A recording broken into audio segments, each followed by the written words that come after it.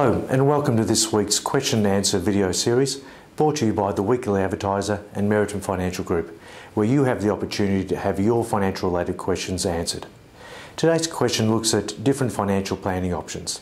The question is as follows. I'm in my early 30s, I work full time and have a steady income of approximately $45,000 per year. I'm not married and have a mortgage of $190,000. With my situation in mind, what sort of financial planning would suit me best? Should I be looking at extra super contributions or extra loan repayments or perhaps an investment property? Thanks very much for sending in the question. Now my first thoughts are that centres around debt planning. In your specific situation, your number one priority should be reducing the $190,000 worth of debt. And that's a considerable amount of money that should be respected and paid off as soon as possible. But let's look at your other thoughts first.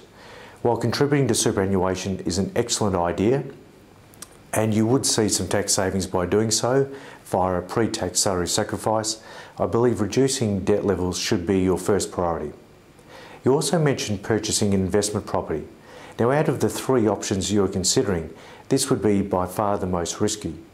To purchase an investment property, you'll be taking on more debt on top of your home loan, which increases the risk.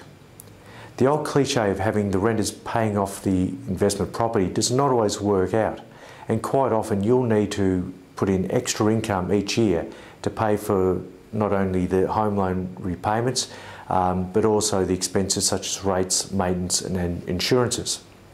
So our preferred option is to focus on reducing your home loan faster and therefore minimising the amount of interest you pay the bank. By increasing repayments, you'll not only reduce the duration of the loan, but you'll also allow more time to focus on building other investment savings sooner. So based on the outstanding mortgage of $190,000, I'll make the assumption that there's a 25-year term remaining on the loan. Your weekly repayment commitment should equate to around $290 per week. Your $45,000 per annum income should also equate to approximately $740 per week after tax. Should your budget allow you to contribute an extra $100 per week towards your repayments, this will have a huge effect on the outcome of your mortgage. Now, based on your current repayment schedule and the duration of the loan will be 25 years, during this time you will have paid $192,000 in interest to the bank based on a 6.5% interest rate. By contributing an additional $100 per week towards your loan repayments, this will give you a total repayment worth of $395 per week. I've calculated the duration of the loan will fall from 25 years to approximately 14 years. This will give you a time saving of 10 years and 10 months.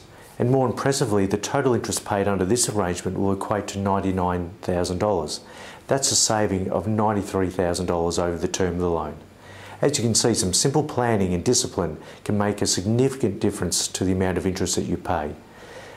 But not only that, it means that you've paid the home off in less than 15 years as opposed to 25, giving you the opportunity to begin saving for retirement over 10 years earlier than what you otherwise would have been, and that'll be a huge significant benefit moving forward.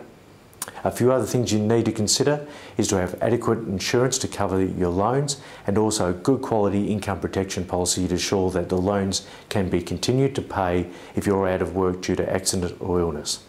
Thanks for sending in the question. Please remember this is general advice only. If you need specific advice suited to your personal situation, we recommend that you seek the advice from a suitably qualified financial advisor. Thanks for taking the time to listen. If you have your own question you would like answered, please go to our website and submit your question there. We don't use anyone's names, so when answering the questions, your privacy is fully protected. Now, if you found this video helpful, your friends may benefit too. So to share this video, click on the share icon at the top right-hand side of the video, where you can then Facebook or email or even tweet the video. Thanks for watching, and we'll see you next week.